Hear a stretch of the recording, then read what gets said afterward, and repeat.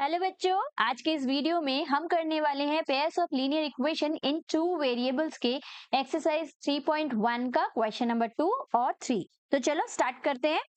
Question number 2 में हमें दिया है on comparing the ratio a1 upon a2, b1 upon b2 and c1 upon c2 find out whether the line representing the following pairs of linear equations intersect at a point, are parallel और coincident.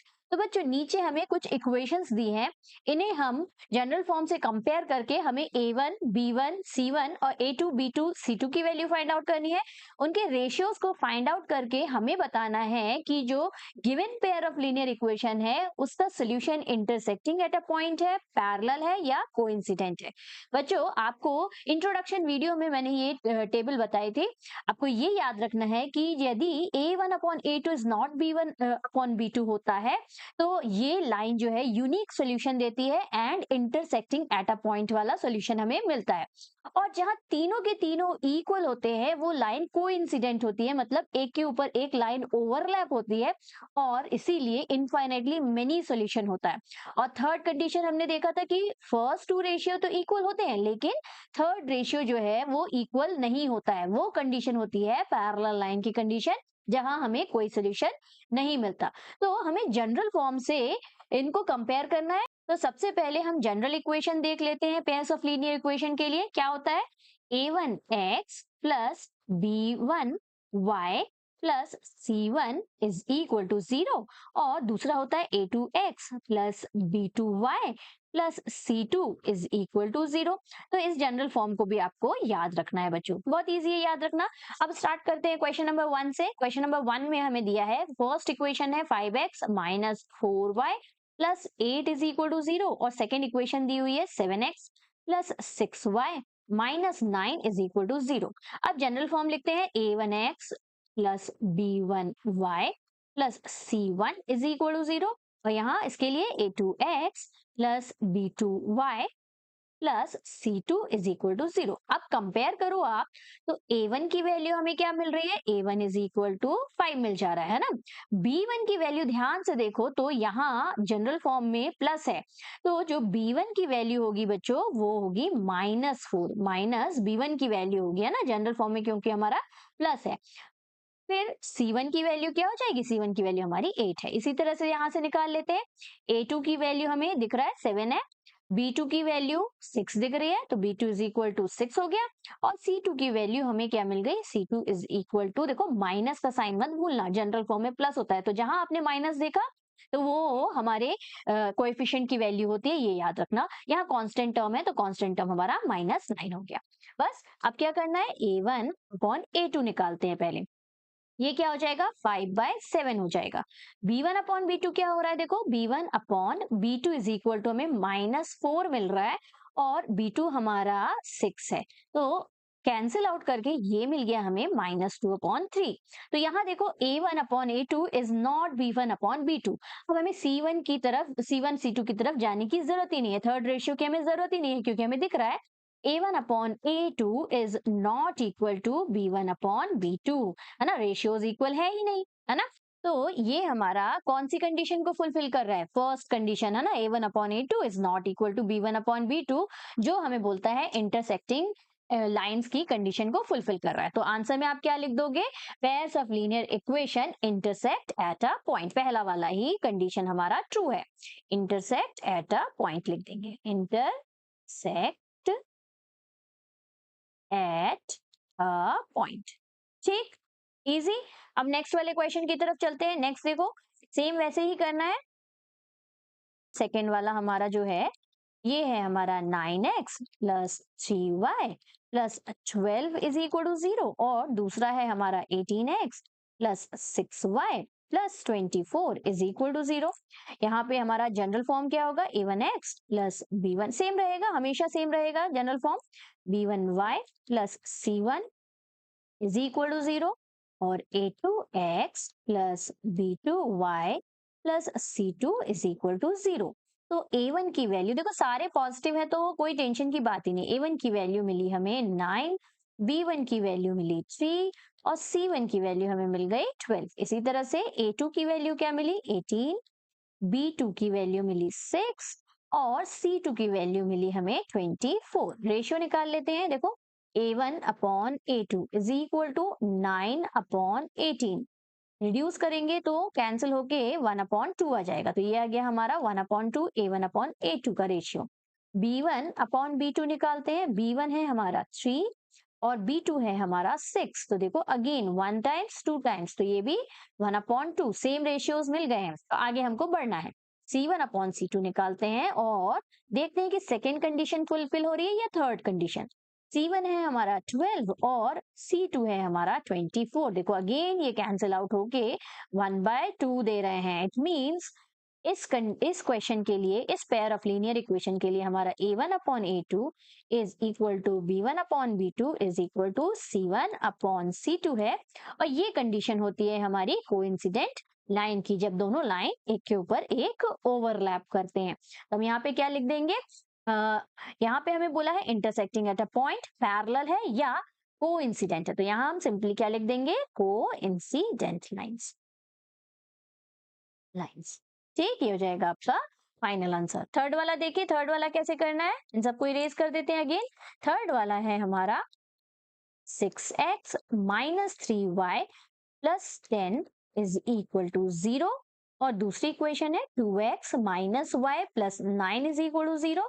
यहाँ से a1x plus b1y plus c1, हर question में बच्चों आपको ये लिखना ही है, a2x plus b2y plus C2 is equal to 0, बशर्ते कि वो 1 मार्कर क्वेश्चन हो, है ना। मल्टीपल चॉइस क्वेश्चन में हमको ये सब लिखने की जरूरत नहीं है, डायरेक्ट आप रेशियो निकालोगे और टिक करोगे जो करेक्ट कंडीशन सेटिस्फाई कर रहा होगा। ओके, यहाँ पे हमें लिखना है। अच्छा, यहाँ पे A1 की वैल्यू हमें 6 है, B1 की वैल्यू हमें मिल रही है -3 और C1 की वैल्यू हमें मिल रही है 10। इसी तरह से A2 की वैल्यू देखो 2 मिल रही है, B2 की वैल्यू कुछ नहीं है, यानी यहाँ 1 है ना, और -1 लेंगे क्योंकि जनरल फॉर्म में प्लस है, तो B2 की वैल्यू हमारी -1 हो जाएगी बच्चों। और C2 की वैल्यू क्या है, C2 की वैल्यू तो 9 है, ये दिख रहा है। अब A1/A2 निकालने की बारी, 6/2 आ जाएगा, तो 6 और 2 कैंसिल आउट होके 3 आ जाएगा। तो हम इसको इस तरह से रेशियो में ही लिखेंगे, 3/1। फिर B1/B2 निकाल लेते हैं। यहाँ देखो B1 की वैल्यू -3 और B2 की वैल्यू -1, माइनस से माइनस कैंसिल, तो यहाँ से भी हमें 3/1 ही मिला, तो A1/A2 is equal to B1/B2 आ रहा है। अब थर्ड रेशियो निकालना जरूरी हो गया है, C1/C2 को निकाल लेते हैं। C1 है हमारा 10, यहाँ 1 नहीं लिखा, C1 है हमारा 10 और C2 है हमारा 9। देखो कैंसिल आउट हो नहीं रहा, तो सिंपली समझ में आ रहा है A1/A2 is equal to B1/B2 but not equal to C1/C2। लिख देते हैं, A2 is equal to B1/B2 is not equal to C1/C2। ये कंडीशन किस सिचुएशन को फुलफिल करती है, जब हमारा लाइन पैरेलल होता है ना। ये हमारा सेकेंड वाला करेक्ट है ऑप्शन जो दिया हुआ है। तो यहाँ पे हमें क्या लिख देना है, pairs of linear equations are parallel to each other, are parallel. ठीक, ये हो गया हमारा फाइनल आंसर थर्ड पार्ट का। नेक्स्ट क्वेश्चन की तरफ चले बच्चों, 3 ही पार्ट था इस क्वेश्चन में। सेकंड क्वेश्चन में हमें देखो क्या बोला है, on comparing the ratio A1/A2, B1/B2 and C1/C2 find out whether the following pair of linear equation are consistent or inconsistent। देखो अगेन हमें पीछे वाले क्वेश्चन जैसा ही करना है बच्चों, जनरल फॉर्म से कंपेयर करके हमें A1/A2 की वैल्यू निकालनी है, B1/B2 की और C1/C2 की वैल्यू निकालनी है। फिर हमें फाइंड करना है कि जो पेयर ऑफ लीनियर इक्वेशन दिया हुआ है ये कंसिस्टेंट है या इनकंसिस्टेंट है। बच्चों अगेन इंट्रोडक्शन वीडियो में मैंने आपको बताया था कि 2 कंडीशंस कंसिस्टेंट होती है जिनमें हमें सोल्यूशन मिलते हैं। बस ऐसे याद रखना कि जिनमें हमें सोल्यूशन मिल रहे हैं वो दोनों कंसिस्टेंट सोल्यूशन रहते हैं। तो ये दोनों जिनमें हमें ये फर्स्ट 2 जो रहते हैं, ये फर्स्ट 2 जो रहते हैं ये हमारे कंसिस्टेंट सोल्यूशंस कहलाते हैं। कंसिस्टेंट क्यों, क्योंकि इनमें सोल्यूशन मिल रहा है। और जो लास्ट वाला है जिसमें हमें सोल्यूशन ही नहीं मिल रहा है, ये कहलाता है inconsistent. Pair of linear equations are inconsistent बोलते हैं, कंसिस्टेंट। ठीक, तो बस हमें यही निकालना है कि A1/A2 is not equal to B1/B2 है तो उस कंडीशन में कंसिस्टेंट होगा, या तीनों यदि इक्वल है रेशियोस तो कंसिस्टेंट होगा, और अदरवाइज यदि थर्ड रेशियो इक्वल नहीं है तो जो given pair of linear equations है वो इनकंसिस्टेंट हो जाएगा। सेम हमारा प्रीवियस क्वेश्चन जैसा ही है। चलो कर लेते हैं फटाफट। यहाँ पे फर्स्ट वाला क्वेश्चन यहाँ लिखा है, यहाँ से हम जनरल फॉर्म लिख लेते हैं। a1 x plus b1 y plus c1 is equal to 0, और दूसरा a2 x plus b2 y plus c2 is equal to 0। यहाँ से कंपेयर करो तो a1 हमारा 3, b1 क्या आ रहा है, b1 हमारा 2, b1 इज इक्वल टू 2, और c1 इज इक्वल टू क्या आ रहा है हमारा, अच्छा c1 यहाँ इस तरफ जनरल फॉर्म जो दिया है, बच्चों मैंने बताया था दोनों जनरल फॉर्म सही है, दोनों में से आप कुछ भी यूज कर सकते हो। देखो यहाँ पे जो जनरल फॉर्म यूज किया गया है इस पर्टिकुलर क्वेश्चन में, इनफैक्ट सारे क्वेश्चंस में जो मैं देख रही हूँ जनरल फॉर्म यूज किया गया है, उसमें सी को जो है वो राइट साइड में रख दिया गया है। तो चलो हम भी वही कर लेते हैं, सी को हम राइट में लेके आ जाते हैं। तो यहाँ ये भी दोनों में से कोई भी आप जनरल फॉर्म यूज कर सकते हैं, जैसा क्वेश्चन में दिया हुआ है उसी हिसाब से हम जनरल फॉर्म यूज कर लेंगे। तो यहाँ पे C1 आ जाएगा और यहाँ पे हमारा C2 आ जाएगा। ठीक, C1 का हमारा वैल्यू 5 है, तो C1 इज इक्वल हमने 5 रख दिया। ठीक, क्योंकि देखो इक्वल्स टू के राइट में हमारा C1 है, इक्वल्स टू के राइट में हमारा 5 भी है। ठीक, तो 5 हमारा क्या है, C1 है। इसी तरह से A2 B2 C2 निकाल लेते हैं। A2 हमारा क्या दिया है, 2 दिया है, x का कोएफिशिएंट, इक्वल्स टू नहीं लगाया मैंने। B2 हमारा देखो -3 दिख रहा है ना, तो यहाँ B2 इज इक्वल टू -3, और C2 अगेन देखो राइट में है, ये भी 7 भी राइट में है, तो C2 इज इक्वल टू 7 हो जाएगा। रेशियो निकाल लेते हैं, A1 upon A2 is equal to क्या हो जाएगा, 3/2, B1 अपॉन B2 हो जाएगा हमारा 2/-3, या माइनस को ऊपर भी लिख सकते हैं, -2/3। देखो यहाँ पे ही समझ में आ रहा है, आगे हमको बढ़ने की जरूरत नहीं है। यह A1 upon A2, A1 upon A2 is not equal to B1 upon B2। ठीक, तो ये कौन सा सोल्यूशन है, ये हमारा कंसिस्टेंट सोल्यूशन है, यूनिक सोल्यूशन भी कहते हैं, इंटरसेक्टिंग लाइंस का सोल्यूशन भी कहते हैं, तीनों करेक्ट है बच्चों। तो यहाँ पे this gives consistent solution, consistent. ठीक, इस तरह से फाइनल आंसर लिखना है। सेकंड वाला देख लें, सेकंड वाला कैसे करेंगे। सेकंड वाले क्वेश्चन में यहाँ 2x minus 3y is equal to 8 है, और दूसरी equation 4x minus 6y is equal to 9 है। तो जनरल फॉर्म हम इसी की तरह का यूज कर लेते हैं, a1x plus b1y is equal to c1। General form में हमेशा बच्चों जो साइन होंगे वो पॉजिटिव ही रखना आप, ये नहीं कि c1 को हमने राइट में ले लिया तो नेगेटिव आ जाएगा, ओके, वो भी पॉजिटिव ही रहेगा। कंपेयर करने पर जो हमें मिलेगा हमें वो लेना है, पॉजिटिव है या नेगेटिव है, ओके। तो ये वाला a2x plus b2y is equal to c2। तो कंपेयर करने से a1 की वैल्यू मिली 2, b1 की वैल्यू मिली हमें -3 ना, माइनस लगा हुआ है यहाँ पे, तो यहाँ पे -3, और C1 की वैल्यू हमें क्या मिल गई, 8 मिल गई। C1 is equal to 8। इसी तरह से सेकेंड वाले को कंपेयर कर लेते हैं, A2 की वैल्यू हमें क्या मिल रही है, A2 इज इक्वल टू 4 मिल रहा है, B2 इज इक्वल टू -6 मिल रहा है, देखो B2 इज इक्वल टू -6, और C2 इज इक्वल टू हमारा 9 आ रहा है, C2 इज इक्वल टू 9। तो देखो एक चीज याद रखना, यदि आपको इक्वेशन में C1 राइट में दिया है तो दोनों में राइट है कि नहीं देख लेना, दोनों में राइट में हो तभी आपको इस तरह से सॉल्यूशन निकालना है। जनरल फॉर्म जो आपने फर्स्ट वाले के लिए यूज किया है, फर्स्ट इक्वेशन के लिए, सेकंड में भी हमें सेम वही जनरल फॉर्म यूज करना पड़ता है बच्चों। ऐसा कभी कभी दे देते हैं कि इस इक्वेशन को 4x minus 6y minus 9 is equal to 0 दे दिया। आप ये नहीं कर सकते कि इसमें एक जनरल फॉर्म यूज कर लिया और दूसरे में दूसरा, नहीं, हमको दोनों को सेम जनरल फॉर्म में लाना पड़ेगा। इसको आपको ट्रांसपोज करके 9 को राइट में लाना पड़ेगा, या आप आगे वाले क्वेश्चन में मतलब फर्स्ट वाली इक्वेशन में -8 को लेफ्ट में ले जाना पड़ेगा। ठीक, याद रखना जनरल फॉर्म दोनों में सेम यूज करना है, अदरवाइज साइन का गड़बड़ हो जाता है, साइन गड़बड़ हुई तो आंसर हमारा गलत ही आएगा, ऑब्वियस है ना। तो इस चीज का याद रखना। चलो अब A1 रेशियो निकाल लेते हैं, A1 upon A2 is equal to हो गया 2/4, रिड्यूस करके ये हो जाएगा 1/2, कैंसिल आउट हो रहा है क्योंकि।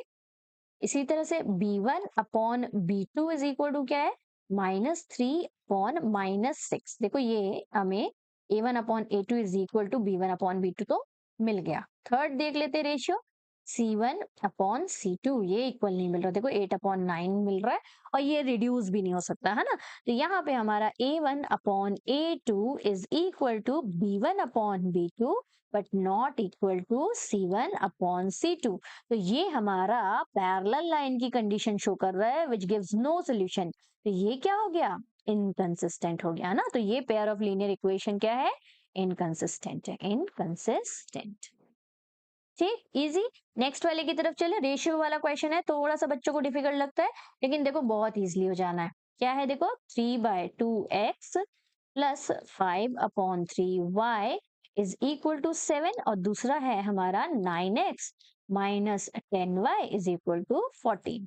जनरल इक्वेशन लिख लेते हैं, a1x plus b1y is equal to c1 और यहाँ पे a2x plus b2y is equal to c2। a1 की वैल्यू क्या आ गई, 3/2 है ना, a1 की वैल्यू 3/2। b1 की वैल्यू क्या आ गई, b1 की वैल्यू 5/3, तो 5/3 लिख दिया। और c1 की वैल्यू हमारी क्या है, 7 है। इसी तरह से a2 की वैल्यू आपको क्या मिल रही है, a2 इज इक्वल टू 9 है, b2 इज इक्वल टू -10 है ना, या माइनस है, तो b2 इज इक्वल टू -10 और C2 इज इक्वल टू 14 है, C2 इज इक्वल टू 14 आ गया। अब रेशियो जब निकालेंगे तो देखो A1 अपॉन A2 करेंगे ना, तो इसको सबसे पहले देखो रेशियो वाला है ना, फ्रैक्शन वाला है, तो इसीलिए गलती बहुत ज्यादा हो जाती है बच्चों की। आप कैसे लिखोगे, इसको ऐसे लिख देना, 3/2 डिवाइडेड बाय, है ना, डिवाइड करो ना, A1 हो गया, A1 डिवाइडेड बाय A2 करना है ना, A1 डिवाइडेड बाय A2 कर दिया। ठीक, अब जब हम डिवाइड का साइन चेंज करते हैं बच्चों, मल्टीप्लाई का साइन करते हैं डिवाइड की जगह, तो आप लोग सबको मालूम है कि ये रेसिप्रोकेट हो जाता है, ऊपर 1 और नीचे 9, ये कैंसिल आउट होके क्या आ जा रहा है, 1/6 आ जा रहा है, 1/6। इजी, इस तरह से करो। और जिसको डायरेक्ट बनता है तो कोई इश्यू नहीं है, आप डायरेक्ट कर लेना। ठीक, जिसको थोड़ी सी डिफिकल्टी होती है फ्रैक्शन वाले सॉल्यूशन में, उनके लिए ये मैंने बताया। b1/b2 को कैसे करेंगे, सेम ऐसे ही, b1 की वैल्यू हमारी क्या है, 5/3 है और डिवाइड करना है हमें किसको, b2 को, विच इज -10। 3 तो बहुत ही समझ में नहीं आ रहा ना, 3 डिवाइड करना है किसको, -10 को। तो यहाँ पे अगेन रेसिप्रोकेट कर देते हैं, 5/3 मल्टीप्लाइड बाय 1/-10। ठीक, तो ये 5 2 10 कैंसिल आउट हो जाएगा, तो हमें क्या मिलेगा, माइनस में 1/6।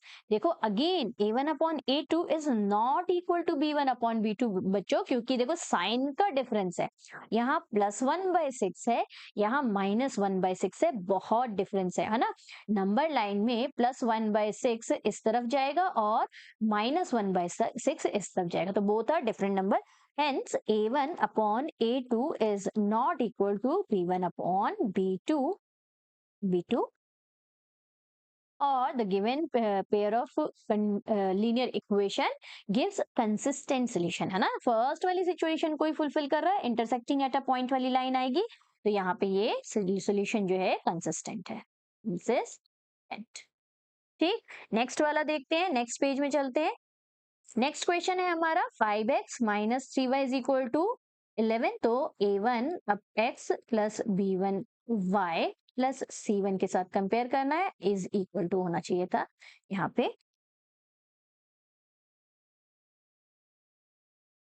b1y is equal to c1। और सेकेंड इक्वेशन के लिए लिख लेते हैं a2x plus b2y is equal to c2। Compare करते हैं, a1 की वैल्यू हमें 5 मिली और b1 की वैल्यू हमें क्या मिली, b1 इज इक्वल टू -3, याद रखना माइनस को, और c1 की वैल्यू हमें 11 मिल गई। इसी तरह से देखो a2 की वैल्यू क्या मिल रही है, a2 और -10 कंपेयर हो रहा है ना, x से x कंपेयर हो रहा है, तो a2 का वैल्यू क्या हो गया, -10 हो गया। इसी तरह से b2 की वैल्यू क्या हो जाएगी, +6, तो 6 बस लिखेंगे हम। और C2 की वैल्यू हमें क्या मिल जाएगी, देखो -22, C2 is equal to -22। Ratios निकाल लेते हैं, A1 अपॉन A2, तो यहाँ है 5 और यहाँ है -10, तो ऊपर लिख देते हैं माइनस को, ये कैंसिल आउट हो जाएगा, तो -1/2 मिल गया। अब निकालेंगे B2, नहीं सॉरी B1/B2 निकालना है, ऊपर B2 कैसे आ गया, b1 upon b2 is equal to b1 है -3 और b2 है हमारा 6। देखो अगेन हमें सेम वही मिल रहा है -1/2 और लास्ट वाला भी दिख रहा है कि 1/2 माइनस में मिलने वाला है ना। तो ये हमारा पैरेलल लाइन का कंडीशन बन रहा है C1, लेकिन लिखना तो पड़ेगा C1 upon C2 is equal to 11 by -22 cancel out होके इज इक्वल टू -1/2। तो आपको क्या मिल गया A1 upon A2 is equal to B1 upon B2 is equal to C1 upon C2। इसकी कंडीशन लग रही है, ये मिल रही है हमारी कोइंसिडेंट लाइन की कंडीशन। तो हमारा ये सोल्यूशन क्या हो गया, कंसिस्टेंट हो गया। ठीक, और लास्ट वाले की तरफ चलते हैं। बहुत इजी है लास्ट वाला, आप होमवर्क में करोगे, होमवर्क में करके मेरे को कमेंट सेक्शन में कमेंट करना जरा, तो मैं चेक करूंगी सही कितने लोगों ने सही किया। ओके चलो, ये हमारा क्वेश्चन नंबर 2 का लास्ट क्वेश्चन था जो कि मैंने आपको होमवर्क में दिया। आई गेस आप कर लोगे, बहुत इजी क्वेश्चन है। कंसिस्टेंट है कि इनकंसिस्टेंट है ये आपको कमेंट करना है। ओके चलो, मिलते हैं नेक्स्ट वीडियो में, नेक्स्ट क्वेश्चन करेंगे, question number 4। Till then keep practising maths, take care, bye bye.